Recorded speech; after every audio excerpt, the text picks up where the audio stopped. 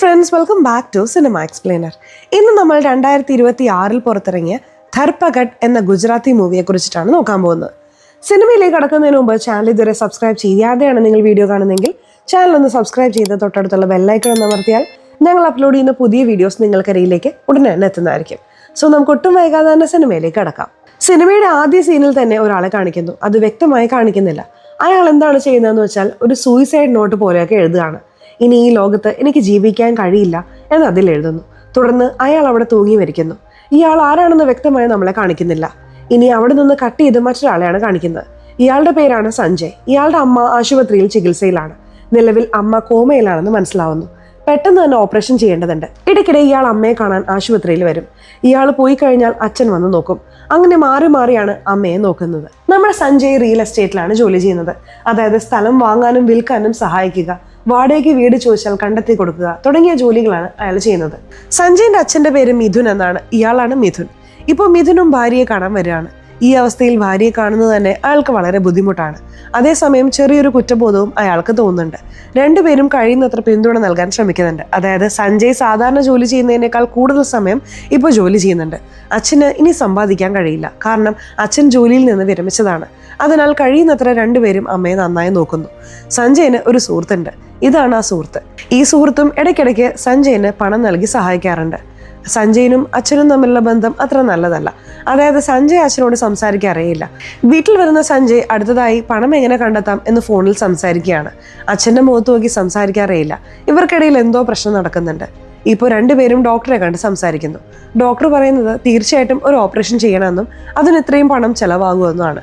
നേരത്തെ ഒരു ഓപ്പറേഷൻ കഴിഞ്ഞതല്ലേ, ഇപ്പോൾ എന്തിനാണ് പുതുതായി പറയുന്നത് എന്ന് സഞ്ജയ് ദേഷ്യപ്പെടുന്നുണ്ട്. പറയുന്നത് മനസ്സിലാക്കുക. ആ ഓപ്പറേഷൻ ചെയ്താൽ മാത്രമേ രക്ഷിക്കാൻ കഴിയൂ. എന്തായാലും 15 ലക്ഷം രൂപ ചെലവാകുമെന്ന് ഡോക്ടർ പറയുന്നു. വീണ്ടും 15 ലക്ഷം രൂപ കണ്ടെത്തണമല്ലോ എന്ന് നായകൻ വിഷമിക്കുന്നു. ഇങ്ങനെ വിഷമിച്ചിരിക്കുമ്പോൾ കഴിഞ്ഞ കാലത്ത് നടന്ന ചില കാര്യങ്ങൾ നമ്മളെ കാണിക്കുന്നു. സത്യത്തിൽ നായകന് അമ്മയെ വളരെ ഇഷ്ടമാണ്. അമ്മ വളരെ സപ്പോർട്ടീവാണ്.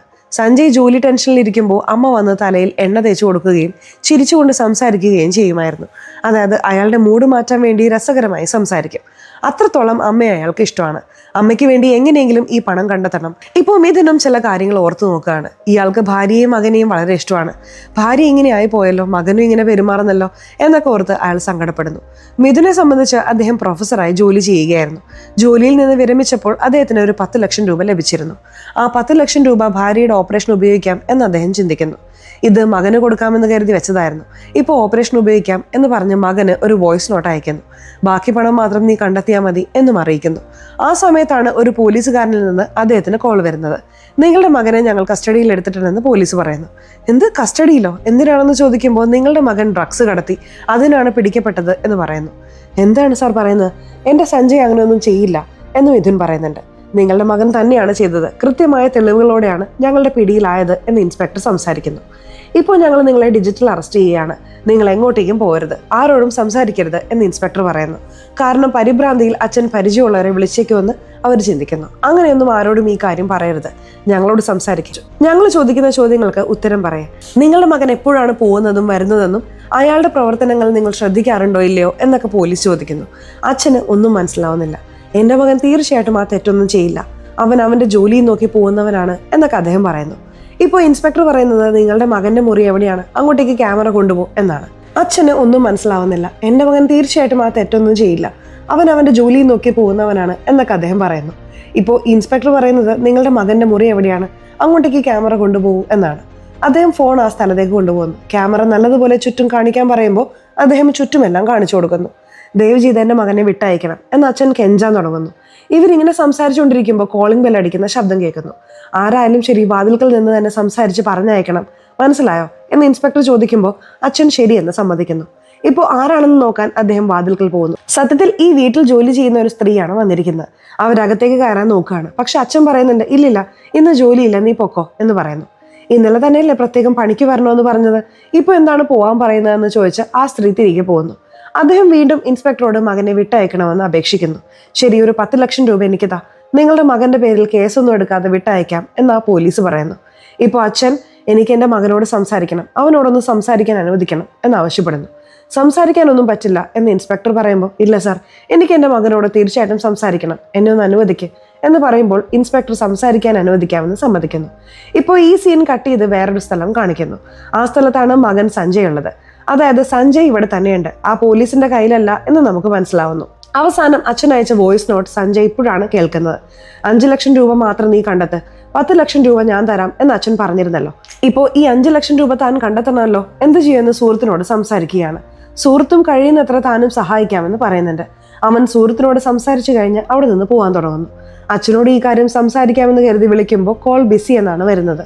ഇങ്ങേരിത് ആരോടാണ് സംസാരിക്കുന്നതെന്ന് ചിന്തിച്ചുകൊണ്ട് അവൻ അവിടെ നിന്ന് പോകുന്നു. അച്ഛൻ ആ പോലീസിനോടാണ് സംസാരിക്കുന്നതെന്ന് അവൻ അറിയില്ലല്ലോ.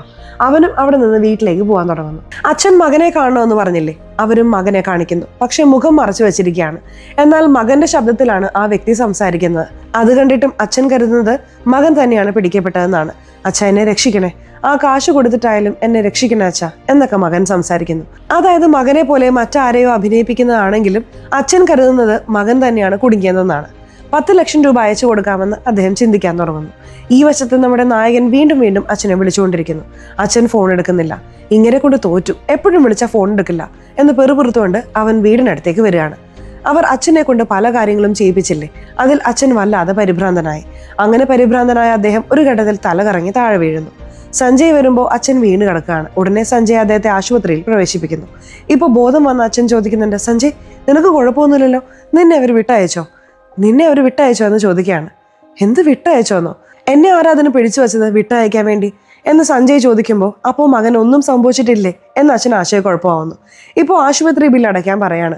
5 ലക്ഷം രൂപ അവൻ തയ്യാറാക്കിയിട്ടുണ്ട്. അച്ഛനിൽ നിന്ന് ബാക്കി 10 ലക്ഷം രൂപ എടുക്കാമെന്ന് കരുതി നോക്കുമ്പോൾ അച്ഛൻ്റെ അക്കൗണ്ടിൽ പണമില്ല എന്ന് മനസ്സിലാവുന്നു. എങ്ങനെ പണമില്ലാതെ പോവും എന്ന് അവൻ അച്ഛനോട് ചോദിക്കുകയാണ്. രാത്രി ഇങ്ങനെയൊക്കെ സംഭവിച്ചു, നിന്നെ ആരോ പിടിച്ചു വെച്ചിരുന്നില്ലേ എന്ന് അച്ഛൻ ചോദിക്കുന്നു. എന്ത് പിടിച്ചു വെച്ചിരുന്നോ? എന്താ അച്ഛാ, ആര് വിളിച്ച് എന്ത് പറഞ്ഞാലും വിശ്വസിക്കോ എന്ന് പറഞ്ഞ് അവൻ അച്ഛനോട് ദേഷ്യപ്പെടുന്നു. അച്ഛൻ ചെയ്ത കാര്യങ്ങൾ പറഞ്ഞു. അവര് 10 ലക്ഷം രൂപ തന്നാൽ പ്രശ്നങ്ങളില്ലാതെ തീർക്കാമെന്ന് പറഞ്ഞിരുന്നു. അക്കൗണ്ട് നമ്പറൊക്കെ വാങ്ങി അദ്ദേഹം 10 ലക്ഷം രൂപ അയച്ചു കൊടുത്തു. സംസാരിച്ചവൻ തന്നെ പറ്റിച്ചതാണെന്ന് അച്ഛൻ ഇപ്പോഴാണ് മനസ്സിലാവുന്നത്. നിന്റെ ശബ്ദത്തിലാണ് അവൻ സംസാരിച്ചത്, അതുകൊണ്ടാണ് ഞാൻ വിശ്വസിച്ചത് എന്ന് അച്ഛൻ പറയുന്നു. ഇപ്പോൾ കാശ് പോയില്ലേ, ഇനി എന്ത് ചെയ്യും എന്ന് പറഞ്ഞ അവനും അച്ഛനോട് ദേഷ്യപ്പെടുന്നു. ശരി, നമുക്ക് സ്റ്റേഷനിൽ പരാതി നൽകാം എന്ന് പറഞ്ഞ ഒരു പോലീസുകാരനെ കാണാൻ വരുന്നു. ആ പണം വളരെ അത്യാവശ്യമാണ് സർ, എങ്ങനെയെങ്കിലും നിങ്ങൾ ആ പണം കണ്ടെത്തി തരണം എന്നൊക്കെ അവൻ ആവശ്യപ്പെടുന്നു. ദിവസവും ഒരുപാട് പേര് പരാതിയായി വരുന്നുണ്ട്, ഞങ്ങളാൽ കഴിയുന്നത്ര ശ്രമിക്കാം എന്ന് പറഞ്ഞ് പോലീസ് അവരെ മടക്കി അയക്കുന്നു.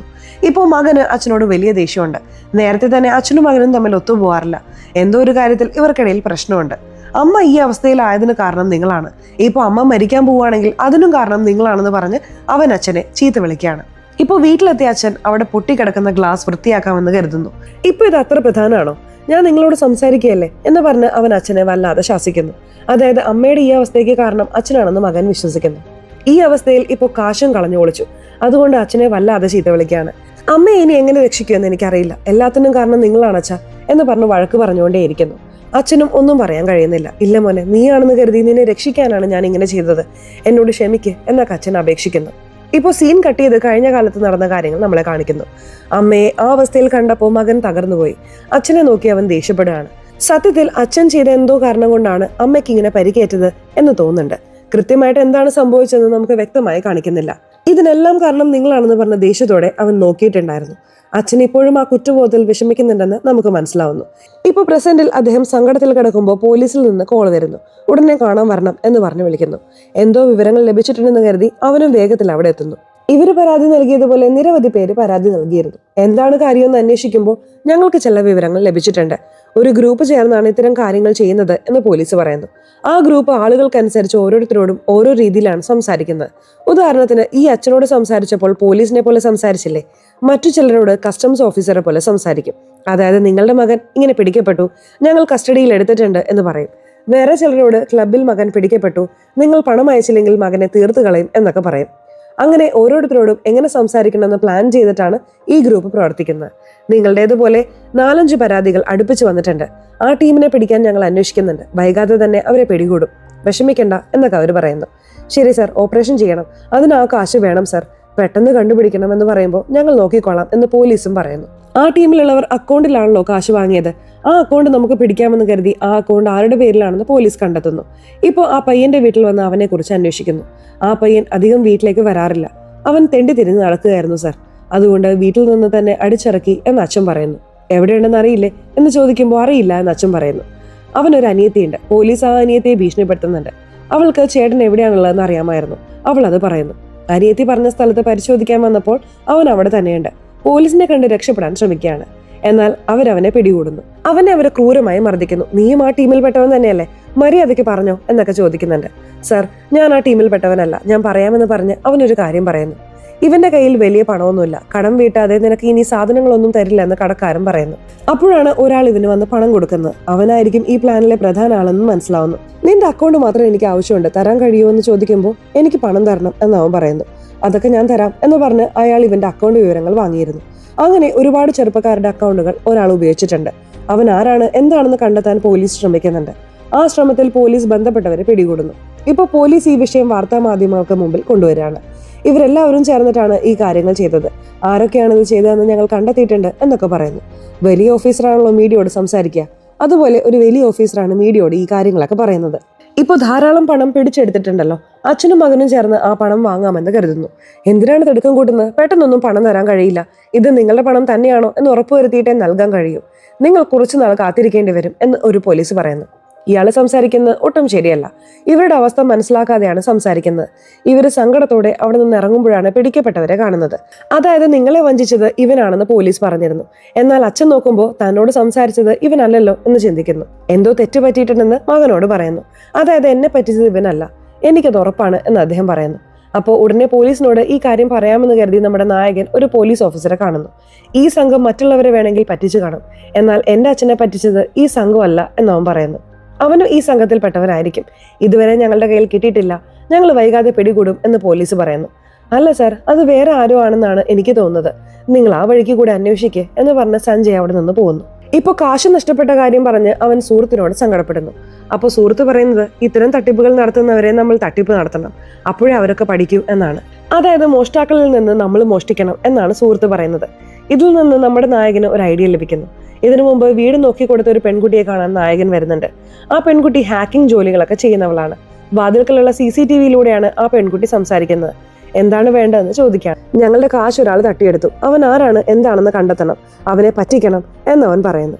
തട്ടിപ്പ് നടത്താനൊന്നും എനിക്കറിയില്ല, ഞാനൊന്നും ചെയ്യില്ല എന്ന് ആ പെൺകുട്ടി പറയുന്നു.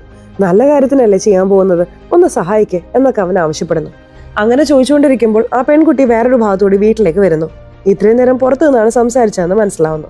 ഇപ്പോഴാണ് വീടിനുള്ളിലേക്ക് വിളിച്ച് സംസാരിക്കാൻ തുടങ്ങുന്നത്. നിങ്ങൾ പറയുന്നത് സാധാരണ കാര്യമല്ല, ബുദ്ധിമുട്ടാണ് എന്ന് അവൾ പറയുന്നു. ബുദ്ധിമുട്ടാണെന്ന് ഞങ്ങൾക്കറിയാം മാഡം, പോലീസിനെ വിശ്വസിച്ചിട്ട് യാതൊരു കാര്യവുമില്ല, എങ്ങനെയെങ്കിലും പറ്റിച്ചവനെ കണ്ടുപിടിക്കണം, അവനിൽ നിന്ന് കാശ് ഭീഷണിപ്പെടുത്തി വാങ്ങണം, അല്ലെങ്കിൽ പറ്റിച്ചു വാങ്ങണം എന്നൊക്കെ അവൻ പറയുന്നു. ശരി, ഞാൻ സഹായിക്കാം എന്ന് പറഞ്ഞ ആ പെൺകുട്ടി ഇവരിൽ നിന്ന് കുറെ വിവരങ്ങൾ ചോദിച്ചു വാങ്ങുന്നു. അതായത് അച്ഛനോട് എങ്ങനെയാണ് സംസാരിച്ചത്, എന്തൊക്കെ വിവരങ്ങളാണ് വാങ്ങിയത്, അതൊക്കെ താ എന്ന് ചോദിക്കുമ്പോൾ ഇവരെല്ലാ വിവരങ്ങളും നൽകുന്നു. അത് വെച്ച് ആരാണിത് ചെയ്തതെന്ന് കണ്ടെത്താൻ ഇവർ ശ്രമിക്കുന്നു. പോലീസ് ഒരു സംഘത്തെ കണ്ടെത്തിയല്ലോ, അതിൽ പെടാത്ത വേറൊരു പയ്യന്റെ അക്കൗണ്ടിലേക്കാണ് ഈ കാശ് പോയിരിക്കുന്നത് എന്നിവർക്ക് മനസ്സിലാവുന്നു. ഇവൻ വേറെ ആരോ ആണെന്ന് കരുതി ഇവനെ സംബന്ധിച്ച വിവരങ്ങളെല്ലാം ആ പെൺകുട്ടി നൽകുന്നു. ഹോട്ടലിൽ അവൻ ഒരു അസിസ്റ്റന്റിനെ പോലെ ജോലി ചെയ്യുകയാണെന്ന് മനസ്സിലാവുന്നു. ഇപ്പോൾ നായകനും സുഹൃത്തും ആ ഹോട്ടലിൽ ഒരു മുറി എടുക്കുന്നു. എന്നാൽ ആ പയ്യന് പകരം വേറൊരു പയ്യനാണ് സർവീസ് ചെയ്യാൻ വരുന്നത്. ഇവിടെ വികാസ് എന്ന പേരിലൊരു പയ്യനില്ലേ, ഞങ്ങൾക്ക് അവനെ കണ്ട് സംസാരിക്കണം എന്ന് പറയുന്നു. കുറച്ചു കഴിഞ്ഞപ്പോൾ വികാസ് വന്ന് എന്താണ് കാര്യമെന്ന് ചോദിക്കുകയാണ്. പെട്ടെന്ന് ഇവർ രണ്ടുപേരും ചേർന്ന് വികാസിനെ പിടികൂടുന്നു. നിന്റെ അക്കൗണ്ട് കൊടുത്ത് നീ സഹായിച്ചിട്ടുണ്ട്, മര്യാദയ്ക്ക് അത് ആർക്കാണ് കൊടുത്തതെന്ന് പറ എന്ന് പറഞ്ഞ് അവനെ ഭീഷണിപ്പെടുത്തുന്നു. അവനും ആർക്കാണ് കൊടുത്തതെന്ന് പറയുന്നു. അങ്ങനെ കൊടുത്ത ആളായിരിക്കും അച്ഛനോട് സംസാരിച്ചത്. അവന്റെ പേര് അരുൺ എന്നാണ്. എനിക്കറിയാവുന്നിടത്തോളം അവനൊരു നടനാണ് എന്ന് ഈ വികാസ് എന്ന പയ്യൻ പറയുന്നു. എന്താ പറയുന്നത് എന്നിവർ അത്ഭുതത്തോടെ ചോദിക്കുകയാണ്. അതെ, അവൻ അഭിനയിക്കാൻ അവസരം തേടി നടക്കുകയാണ്. എന്നോട് അങ്ങനെയാണ് അവൻ പറഞ്ഞത്. അവനെ എപ്പോഴും ഒരു ബാറിലാണ് കാണാൻ കഴിയുക. ഈ കാര്യം ചെയ്തതിന് എനിക്ക് കുറച്ച് പണം മാത്രമേ അവൻ തന്നുള്ളൂ എന്നും ആ പയ്യൻ പറയുന്നു. അതായത് അക്കൗണ്ട് മാത്രം കൊടുത്ത് സഹായിച്ചതാണ്. അങ്ങനെ ഇവർക്ക് അരുൺ എന്നൊരാളെ കുറിച്ച് വിവരം ലഭിച്ചല്ലോ. ആ അരുണിനെ കണ്ട് സംസാരിക്കണം എന്ന് കരുതി അവർ പുറപ്പെടുന്നു. അതായത് കണ്ട് സംസാരിക്കാനല്ല, അവനെ പിടികൂടാനാണ് അവർ പോകുന്നത്. അവൻ എപ്പോഴും ഒരു ബാറിലുണ്ടാവുമെന്ന് പറഞ്ഞില്ലേ, ആ ബാറിൽ അന്വേഷിക്കാൻ വരുമ്പോൾ അവിടെ തന്നെ അരുണുണ്ട്. ഇവർ വന്നിട്ടുണ്ടെന്ന് അറിഞ്ഞ ഉടനെ അരുൺ അവിടെ നിന്ന് ഓടാൻ തുടങ്ങുന്നു. അവൻ എങ്ങനെയെങ്കിലും പിടിക്കണമെന്ന് കരുതി ഇവരും പിന്നാലെ ഓടുന്നു. അവിടെ ഒരു ആക്ടിംഗ് ക്ലാസ് ഒക്കെ നടക്കുന്നുണ്ടായിരുന്നു. അവൻ രക്ഷപ്പെടാൻ ശ്രമിക്കുമ്പോൾ മുകളിൽ നിന്ന് താഴേക്ക് വീഴുന്നു. അങ്ങനെ ആ അരുൺ ഇവർ രണ്ടുപേരുടെയും കയ്യിൽപ്പെടുന്നു. ഇവർ ഓടിക്കാൻ തുടങ്ങിയപ്പോൾ തന്നെ പോലീസിൽ വിവരം അറിയിച്ചിരുന്നു. ഇപ്പോൾ പോലീസും ആ സ്ഥലത്തെത്തുന്നു. അരുണിനെ അവർ അറസ്റ്റ് ചെയ്യുന്നു. ഈ പണിയൊക്കെ നിങ്ങൾ എന്തിനാണ് ചെയ്യുന്നതെന്ന് പറഞ്ഞ് പോലീസ് ഇവരെ രണ്ടുപേരെയും വഴക്ക് പറയുന്നു. ഇപ്പോൾ വേറൊരാൾ പിടിക്കപ്പെട്ടിരിക്കുന്നു. അതായത് അച്ഛനെയും മകനെയും പറ്റിച്ചത് വേറെ ആരോ ആണ്. അവൻ പിടിക്കപ്പെട്ടു എന്ന് വാർത്തകളിലൊക്കെ വരുന്നു. ഇപ്പോൾ അരുണിനെ കസ്റ്റഡിയിൽ എടുക്കുന്നുണ്ട്. നേരത്തെ അച്ഛനോടും മകനോടും അലക്ഷ്യമായി സംസാരിച്ച ഒരു പോലീസുകാരൻ ഉണ്ടായിരുന്നില്ലേ, അയാളുടെ പേര് നമുക്ക് ഗുരു എന്ന് വെക്കാം. ആ ഗുരു ആണെങ്കിൽ അരുണിനെ ചോദ്യം ചെയ്യുന്നതേയില്ല. അവനെ ഇരുത്തി നല്ലതുപോലെ സൽക്കരിക്കുകയാണ്. എന്തിനാണ് ഇയാൾ ഇങ്ങനെ ചെയ്യുന്നതെന്ന് നമുക്ക് വ്യക്തമാകുന്നില്ല. പണം തട്ടിയവനെ പിടികൂടി എങ്ങനെയെങ്കിലും അമ്മയുടെ ഓപ്പറേഷൻ നടത്താമെന്ന് മകൻ ഒരു പ്രതീക്ഷ വരുന്നുണ്ട്. എത്രയും വേഗം ഓപ്പറേഷൻ ചെയ്തില്ലെങ്കിൽ വലിയ പ്രശ്നമാവുമെന്ന് ഡോക്ടർ പറഞ്ഞിട്ടുണ്ടായിരുന്നു. ഇപ്പോൾ ഓപ്പറേഷനുള്ള പണം റെഡിയാക്കിയാൽ കൊള്ളാം, ഇല്ലെങ്കിൽ വേറെ വഴി ചിന്തിക്കണം എന്ന് അച്ഛനും മകനും സംസാരിക്കുന്നു. ഇപ്പോൾ അച്ഛനോട് ആളെ തിരിച്ചറിയാൻ വേണ്ടി അവനെ കൊണ്ടുവന്നിരിക്കുകയാണ്. അച്ഛന് അവൻ പോലീസ് യൂണിഫോമിൽ നിൽക്കുന്നത് പോലെ തോന്നുന്നു. അതെ, ഇവൻ തന്നെയാണ് എന്നോട് സംസാരിച്ചത് എന്ന് അച്ഛൻ പറയുന്നു. അവൻ വല്ലാതെ പരിഹസിക്കുന്ന പോലെ അച്ഛന് തോന്നുന്നു. അവൻ സാധാരണ പോലെയാണ് ഇരിക്കുന്നത്, പക്ഷെ അച്ഛന് മാത്രം അവൻ പരിഹസിക്കുന്നതായി തോന്നുന്നു. അപ്പോൾ ഒരു സീനിയർ പോലീസുകാരനുണ്ടല്ലോ, അയാൾ നായകനോട് ചോദിക്കുന്നുണ്ട്, നിങ്ങൾ എന്തിനാണ് ഈ കാര്യങ്ങളൊക്കെ ചെയ്യുന്നത്? നിങ്ങളൊന്നും ഇതൊന്നും ചെയ്യാൻ പാടില്ല എന്ന് പറഞ്ഞ് മുന്നറിയിപ്പ് നൽകുന്നു. ഇയാൾ ഗുരുവിന് മുകളിലുള്ള സീനിയർ ആണെന്ന് മനസ്സിലാവുന്നു. അതായത് അലക്ഷ്യമായി പെരുമാറിയ പോലീസുകാരന്റെ സീനിയർ. സത്യത്തിൽ ഗുരു എന്ന പോലീസുകാരൻ കാര്യങ്ങളെ അലക്ഷ്യമായിട്ടാണ് കണ്ടിരുന്നത്. എന്നാൽ ഈ പോലീസ് സത്യസന്ധനാണോ എന്നറിയില്ല. അരുണിനെ അയാൾ പൊതിരെ തല്ലുന്നു. ആര് പറഞ്ഞിട്ടാണ് നീ ഇതൊക്കെ ചെയ്തത്? നീയാണോ തലവൻ? അതോ നിനക്ക് മുകളിൽ വേറെ ആരെങ്കിലും ഉണ്ടോ എന്നൊക്കെ ചോദിച്ച് അവനെ ക്രൂരമായി മർദ്ദിക്കുന്നു. അടി കിട്ടിയാലും അവൻ വല്ലാതെ പരിഹസിച്ചുകൊണ്ടേയിരിക്കുകയാണ്. അതുകൊണ്ട് അവന് വീണ്ടും അടി കിട്ടുന്നുണ്ട്. അവൻ ബോധം കെട്ട് വീഴുന്നു. ബോധം കെട്ടതുകൊണ്ട് ഇവരവനെ ആശുപത്രിയിൽ പ്രവേശിപ്പിക്കുന്നു. വേദന അറിയാതിരിക്കാൻ അവൻ ഇഞ്ചക്ഷനൊക്കെ നൽകുന്നുണ്ട്. ഇതിനെക്കുറിച്ച് വാർത്തകളിലൊക്കെ വരുന്നുണ്ടല്ലോ. സഞ്ജയ് ഈ കാര്യങ്ങൾ ശ്രദ്ധിക്കുകയാണ്. അവനോട് സംസാരിക്കാനൊന്ന് ശ്രമിച്ചാലോ എന്ന് അവൻ ചിന്തിക്കുന്നു. ആ സീനിയർ പോലീസ് ഇങ്ങോട്ടേക്ക് വരരുതെന്ന് അവനോട് പറഞ്ഞിരുന്നു. അത് വകവെക്കാതെ എങ്ങനെയെങ്കിലും പോയി സംസാരിക്കണമെന്ന് അവൻ കരുതുകയാണ്. അങ്ങനെ സുഹൃത്ത് വഴി കാവലുണ്ടായിരുന്ന പോലീസിനെ അവൻ വഴി തിരിച്ചുവിടുന്നു. അതിലൂടെ സഞ്ജയ് അവനെ കാണാനായി മുറിക്കുള്ളിലേക്ക് കടക്കുന്നു. അവനൊരു അർദ്ധബോധാവസ്ഥയിലാണ്. അവനെ ഉണർത്താൻ സഞ്ജയ് ശ്രമിക്കുന്നുണ്ട്. എന്നാൽ അവൻ ആ മയക്കത്തിൽ തന്നെയാണ്. ഈ അവസ്ഥയിൽ തന്നെ നമുക്ക് സത്യം ചോദിച്ചറിയാമെന്ന് സഞ്ജയ് ശ്രമിക്കുന്നു. ആര് പറഞ്ഞിട്ടാണ് ഈ കാര്യം ചെയ്തത്? മര്യാദയ്ക്ക് പറ എന്നവൻ ചോദിക്കുന്നു. അവനും കുറേശ്ശെയായി കാര്യങ്ങൾ പറയാൻ തുടങ്ങുന്നു. കുഴപ്പമില്ല, ഇവനിൽ നിന്ന് വിവരങ്ങൾ ശേഖരിക്കാൻ കഴിയുന്നുണ്ടെന്ന് കരുതി അവൻ ഒരുപാട് വിവരങ്ങൾ ചോദിച്ചറിയുന്നു. എന്തൊക്കെ വിവരങ്ങളാണ് വാങ്ങുന്നതെന്ന് നമ്മളെ കാണിക്കുന്നില്ല. ഇപ്പോൾ സീനിയർ പോലീസ് വരുമ്പോൾ കാവൽക്കാരനായ പോലീസുകാരൻ പുറത്ത് കറങ്ങി നടക്കുന്നത് കാണുന്നുണ്ട്. എവിടെ പോയി കിടക്കുകയായിരുന്നു എന്ന് ചോദിച്ച സീനിയർ അകത്തേക്ക് വന്ന് നോക്കുന്നു. അകത്ത് ആരോ വന്നിട്ട് പോയിട്ടുണ്ടെന്ന് സീനിയറിന് മനസ്സിലാവുന്നു. എന്നാൽ ആരാണ് വന്നു പോയതെന്ന് അറിയുന്നില്ല. നേരത്തെ തട്ടിപ്പ് നടത്തുന്ന സംഘത്തെ ഇവർ പിടികൂടിയിരുന്നല്ലോ. ഈ അരുൺ കാരണം ഒരുപാട് പേര് വഞ്ചിക്കപ്പെട്ടിട്ടുണ്ട്. അവരൊക്കെ ആരാണ്, എന്താണ് എന്ന് ഈ സീനിയർ ഓഫീസർ അന്വേഷിച്ചെടുക്കുന്നു. അങ്ങനെ അരുൺ കാരണം മാത്രമായി 6 or 7 പേര് ബാധിക്കപ്പെട്ടിട്ടുണ്ടെന്ന് മനസ്സിലാവുന്നു. അവരോടെല്ലാവരോടും സംസാരിക്കണമെന്ന് കരുതി ഈ സീനിയർ ഓഫീസർ വരികയാണ്. എന്തിനാണ് അച്ഛൻ ആത്മഹത്യ ചെയ്തതെന്ന് അറിയില്ല എന്ന് ഓരോരുത്തരായി പറയുന്നു. സത്യത്തിൽ തട്ടിപ്പ് നടത്തുകയും ചെയ്തിട്ടുണ്ട്. തട്ടിപ്പിന് ശേഷം അതിനിരയായവർ മരിക്കുകയും ചെയ്തിട്ടുണ്ട്. അതായത് എന്റെ ധാരാളം പണം നഷ്ടപ്പെട്ടു, എന്നോട് ക്ഷമിക്കണം എന്ന് എഴുതി വെച്ച് അവർ മരിച്ചിട്ടുണ്ട്. ചിലർക്കൊക്കെ 10 ലക്ഷം രൂപ എന്നത് വലിയ തുകയായിരിക്കും. അത് തട്ടിപ്പിൽ പോയാൽ ആത്മഹത്യ ചെയ്യാൻ ചിന്തിക്കും. എന്നാൽ ഇവരെ സംബന്ധിച്ച് 10 ലക്ഷം രൂപയൊന്നും വലിയൊരു തുകയേ അല്ല. എന്നിട്ടും ആ പണം നഷ്ടപ്പെട്ടതിന് അവർ ആത്മഹത്യ ചെയ്തു. എന്തിനാണ് അവർ അങ്ങനെ ചെയ്തതെന്ന് ഇതുവരെ ഞങ്ങൾക്ക് മനസ്സിലായിട്ടില്ല എന്ന് കുടുംബാംഗങ്ങൾ പറയുന്നുണ്ട്. അപ്പൊ അതൊരു ആത്മഹത്യയല്ല, ആരും അവരെ കൊലപ്പെടുത്തിയതാണെന്ന് പോലീസുകാരും ചിന്തിക്കാൻ തുടങ്ങുന്നു. ആത്മഹത്യയാണെന്ന് എങ്ങനെ സ്ഥിരീകരിച്ചു എന്ന് വെച്ചാൽ, മരിച്ചവരെല്ലാം ആത്മഹത്യാക്കുറിപ്പ് പോലൊന്ന് എഴുതി വെച്ചിട്ടുണ്ടായിരുന്നു.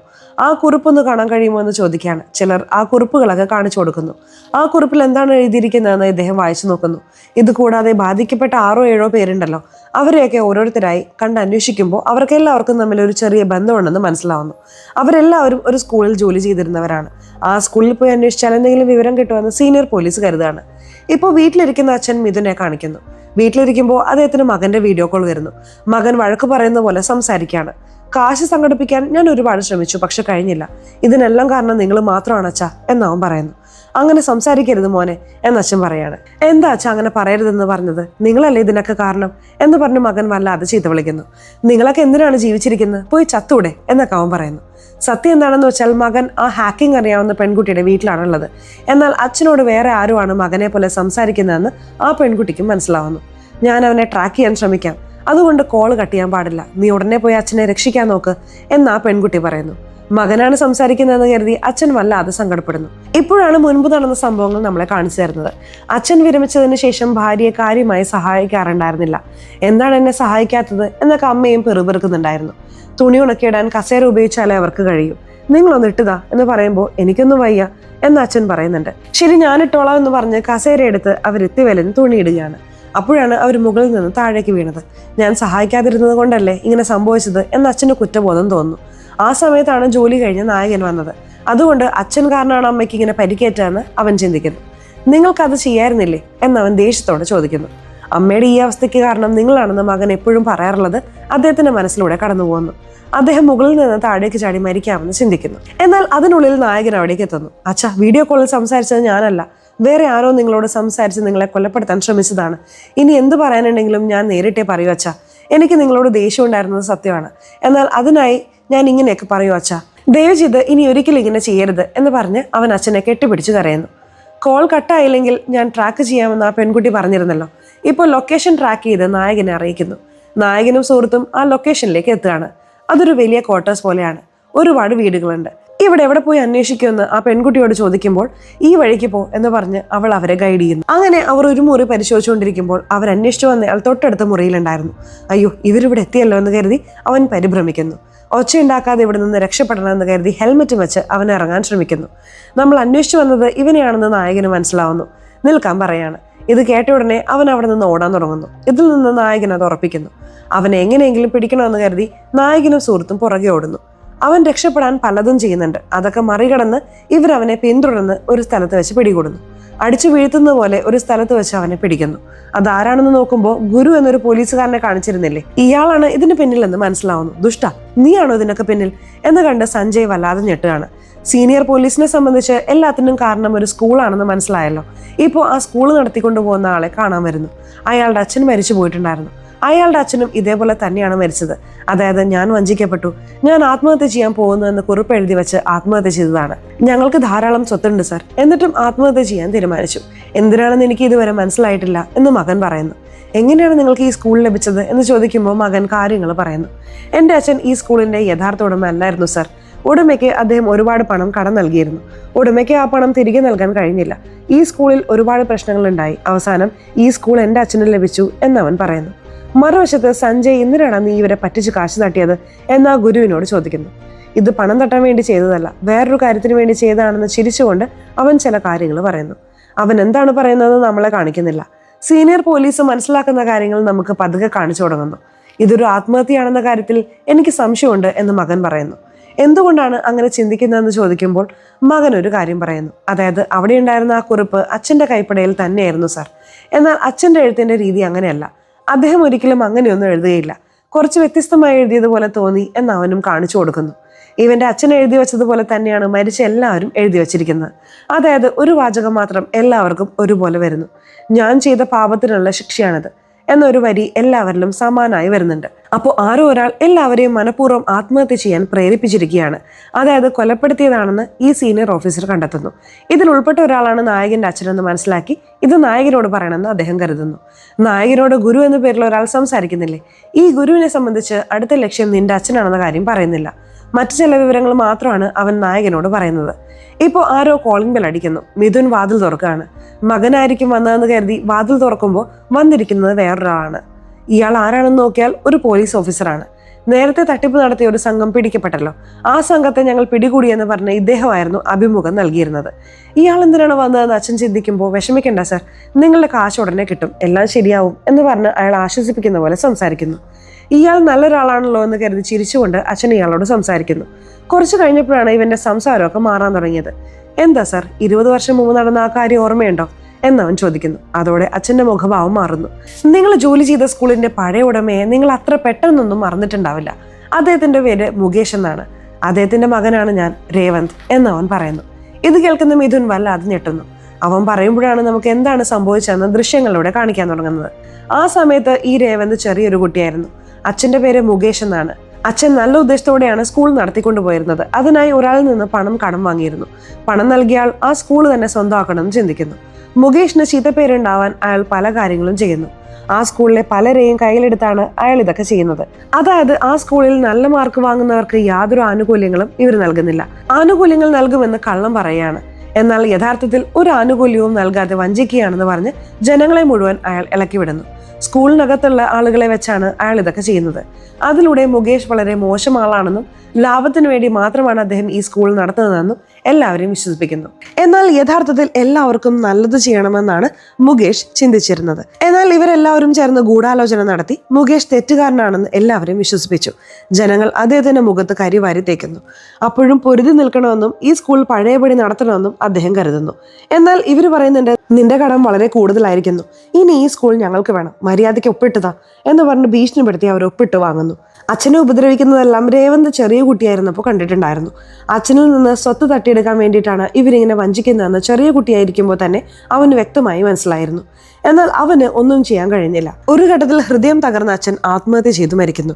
സത്യത്തിൽ നിന്റെ അച്ഛനും ഒരുപാട് തെറ്റുകൾ ചെയ്തിട്ടുണ്ട് എന്ന് ആ ഗുരു പറഞ്ഞിരുന്നു. മുകേഷ് മരിച്ചതിന് പിന്നിൽ 7-8 പേർക്ക് പങ്കുണ്ടായിരുന്നു.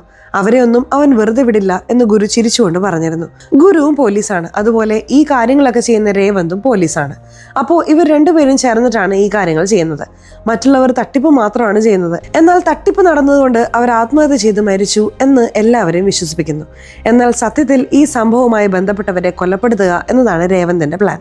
അതിനു വേണ്ടിയിട്ടാണ് ഗുരുവിനെ ഉപയോഗിച്ചത്. ഇപ്പോൾ രേവന്ത് നേരിട്ട് എന്തിനാണ് വന്നതെന്ന് വെച്ചാൽ ഈ അച്ഛനെ ഇല്ലാതാക്കാൻ വേണ്ടിയിട്ടാണ്. അവൻ പറയുന്നത്, നിങ്ങളുടെ ഭാര്യ രക്ഷപ്പെടണമെന്ന് നിങ്ങൾ ആഗ്രഹിക്കുന്നുണ്ടല്ലോ, അതിന് ആ പണം ഞാൻ നിങ്ങൾക്ക് തിരികെ നൽകണം. ഞാൻ ആ പണം പിടിച്ചെടുത്ത് നിങ്ങൾക്ക് തിരികെ നൽകുന്നത് പോലെ ചെയ്യാം. നിങ്ങളുടെ ഭാര്യ രക്ഷപ്പെടണമെങ്കിൽ നിങ്ങൾ തീർച്ചയായിട്ടും മരിക്കണം. നിങ്ങൾ ഒരു ആത്മഹത്യാ കുറിപ്പ് എഴുതുക എന്ന് പറഞ്ഞ് അവൻ അച്ഛനെ കൊണ്ട് തന്നെ എഴുതിക്കുന്നു. ഇപ്പോൾ നിങ്ങൾ ആത്മഹത്യ ചെയ്യണം, എങ്കിലേ നിങ്ങളുടെ ഭാര്യ രക്ഷപ്പെടൂ എന്നൊക്കെ അവൻ അച്ഛനോട് പറയുന്നു. ഭാര്യയെ രക്ഷിക്കാൻ ഈ കാര്യം ചെയ്തേ തീരൂ എന്ന് അദ്ദേഹവും ചിന്തിക്കാൻ തുടങ്ങുന്നു. ഇതിനു മുമ്പ് 7 പേരെ കൊണ്ട് ആത്മഹത്യ ചെയ്യിച്ചില്ലേ? എല്ലാവരോടും അവൻ ഇങ്ങനെ തന്നെയാണ് സംസാരിച്ചിരുന്നത്. അതായത്, നിങ്ങളുടെ കൊച്ചുമകന് പ്രശ്നം ഉണ്ടാവാതിരിക്കണമെങ്കിൽ, നിങ്ങളുടെ മകന് പ്രശ്നം ഉണ്ടാവാതിരിക്കണമെങ്കിൽ നിങ്ങൾ മരിക്കുക എന്ന് ഓരോരുത്തരോടും അവൻ പറഞ്ഞിരുന്നു. അതുകൊണ്ടാണ് എല്ലാവരും ആത്മഹത്യ ചെയ്യുന്നത് പോലെ ചെയ്തത്. ഇപ്പോൾ അച്ഛനും ആത്മഹത്യ ചെയ്യാൻ തയ്യാറെടുക്കുകയാണ്. ഇയാളുടെ കാര്യം കൂടി തീർത്താൽ സമാധാനമായിരിക്കാം എന്ന് അവൻ ചിന്തിക്കുന്നു. എന്നാൽ അതിനുള്ളിൽ നായകനും സുഹൃത്തും അവിടേക്ക് എത്തുന്നു. തൂങ്ങി മരിക്കാൻ ശ്രമിക്കുന്ന അച്ഛനെ രക്ഷിക്കാൻ അവർ ശ്രമിക്കുന്നു. മര്യാദയ്ക്ക് വിടാൻ രേവന്ത് പറയാണ്. തോക്ക് കാണിച്ച് ഭീഷണിപ്പെടുത്തുന്നു. ഒരു ഘട്ടത്തിൽ വെടിയൊച്ച കേൾക്കുന്നുണ്ട്. അവിടെ നിന്ന് കട്ട് ചെയ്ത് സീനിയർ പോലീസിനെ കാണിക്കുന്നു. ഈ പോലീസുകാരനാണ് ഇതിലെ രഹസ്യങ്ങളൊക്കെ കണ്ടെത്തിയത്. ആ രേവന്ത് ഇദ്ദേഹത്തെക്കാൾ വലിയ ഓഫീസറാണ്. എന്നിട്ടും ഇദ്ദേഹം അന്വേഷിച്ച് കണ്ടെത്തുകയായിരുന്നു. രേവന്താണ് ഇതിന് പിന്നിലെന്ന് മനസ്സിലായ ഉടനെ അദ്ദേഹം എന്താണ് ചെയ്തതെന്ന് വെച്ചാൽ ഈ പയ്യനെ വിളിച്ചു. നിന്റെ അച്ഛന് രേവന്തിൽ നിന്ന് അപകടം ഉണ്ടാവാൻ സാധ്യതയുണ്ട്, ഉടനെ വീട്ടിലേക്ക് പോകണം എന്ന് അദ്ദേഹം പറഞ്ഞിരുന്നു. അദ്ദേഹത്തോടൊപ്പം പോലീസ് ടീമും വീട്ടിലെത്തിയിരുന്നു. സത്യത്തിൽ ആ വെടിവെച്ച കേട്ടത് വന്ന പോലീസുകാരൻ രേവന്തിന്റെ കയ്യിലേക്ക് വെടിവെച്ചതാണ്. അതായത് അവൻ നായകനെ വെടിവെച്ചതുപോലെ നമ്മളെ വിശ്വസിപ്പിച്ചതാണ്. യഥാർത്ഥത്തിൽ അവിടെ എത്തിയ പോലീസുകാർ രേവന്തിന്റെ കയ്യിലാണ് വെടിവെച്ചത്. അങ്ങനെ ഒരു പോലീസുകാരനായിരുന്നിട്ടും പ്രതികാരം ചെയ്യാൻ വേണ്ടി രേവന്ത് ഇങ്ങനെയൊക്കെ ചെയ്തു എന്ന് ഈ സീനിയർ പോലീസ് എല്ലാവർക്കും മനസ്സിലാക്കി കൊടുക്കുന്നു. ഇതിൽ ഉൾപ്പെട്ട എല്ലാവരെയും അവർ അറസ്റ്റ് ചെയ്യുന്നു. അതോടൊപ്പം അച്ഛന്റെ പണം അവർ തിരികെ നൽകുന്നു. അച്ഛനും തെറ്റ് ചെയ്തിരുന്നു, എന്നാൽ മറ്റുള്ളവരെ അപേക്ഷിച്ച് അച്ഛൻ ചെയ്ത തെറ്റ് വളരെ ചെറുതാണ്. എന്നോട് ക്ഷമിക്ക് എന്ന് അദ്ദേഹം മകനോട് അപേക്ഷിക്കുന്നു. ഇപ്പോൾ പ്രശ്നങ്ങളെല്ലാം തീർന്നല്ലോ. അമ്മയുടെ ഓപ്പറേഷനുള്ള പണം ഇവർ നൽകുന്നു. അങ്ങനെ അമ്മയെ ഓപ്പറേഷനായി കൊണ്ടുപോവാണ്. അതുപോലെ ഈ സീനിയർ പോലീസ് ഒരുപാട് സഹായങ്ങൾ ചെയ്തതുകൊണ്ട് നായകൻ അദ്ദേഹത്തെ കണ്ട് നന്ദി പറയുന്നു. അതൊന്നും സാരമില്ല, ഞാൻ എൻ്റെ ജോലിയാണ് ചെയ്തത് എന്ന് സീനിയർ പോലീസ് പറയുന്നുണ്ട്. ഇപ്പോൾ അമ്മയുടെ ഓപ്പറേഷൻ വിജയകരമായി പൂർത്തിയായി. അമ്മ കണ്ണു തുറന്ന് രണ്ടുപേരെയും നോക്കുന്നു. ഇത്രയും ബുദ്ധിമുട്ടുകളൊക്കെ ഉണ്ടായിട്ടും അമ്മയെ എങ്ങനെയോ രക്ഷിച്ചല്ലോ എന്നോർത്ത് രണ്ടുപേർക്കും വലിയ ആശ്വാസമാവുന്നു. അവർ അമ്മയോട് ചിരിച്ച് സംസാരിക്കാൻ തുടങ്ങുന്നു. ഇതിലൂടെ ഈ സിനിമയുടെ കഥയും അവസാനിക്കുന്നു. സോ എങ്ങനെയുണ്ടായിരുന്നു സിനിമ? ഇഷ്ടപ്പെട്ടോ? സിനിമയെ കുറിച്ചിട്ടുള്ള നിങ്ങളുടെ അഭിപ്രായങ്ങൾ തീർച്ചയായിട്ടും കമന്റ് ബോക്സിൽ രേഖപ്പെടുത്തണേ.